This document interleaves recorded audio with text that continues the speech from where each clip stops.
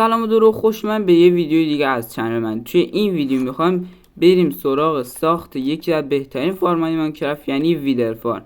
پس یاد نرم ویدیو لایک کنین، چند ساب کنین و زنگوله برقم فرش نشه و بدون عطلی بزن بریم سراغ ویدیو. لیتس گو ویدیو.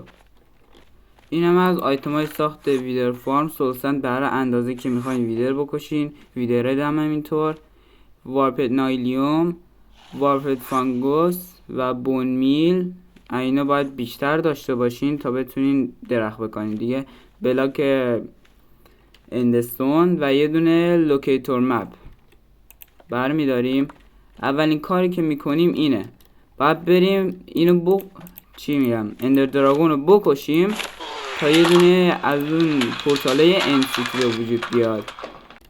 این هم از پورتال انسیتی. حالا کاری که میکنیم چیه؟ زیرش دوتا بلاک میذاریم،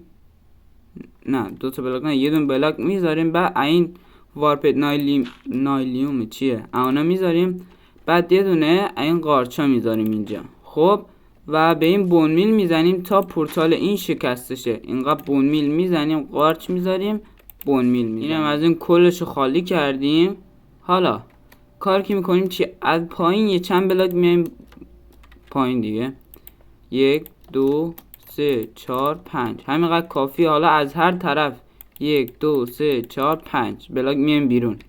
1 2 3 4 5 1 2 3 4 5. خب بچه‌ها، بعد اینکه اینجا رو کامل درست کردین، الان لوکیتور مپ رو دستمون میگیریم، کلیک راست رو میزنیم و مپ برامون باز میشه.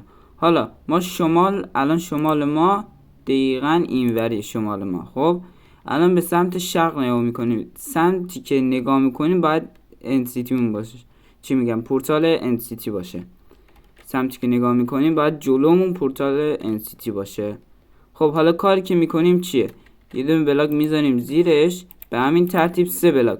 اگه این بلاک ها رو نذارین قطعاً و حتما ویدر اینجا میره بیرون. خب حالا بعد اینکه 3 تا بلاک گذاشتین، 1 2 و 3 و 4 به یه همچین شکل سوسندار رو میذارین و بعدش هم روی اینا هدا رو میذارین.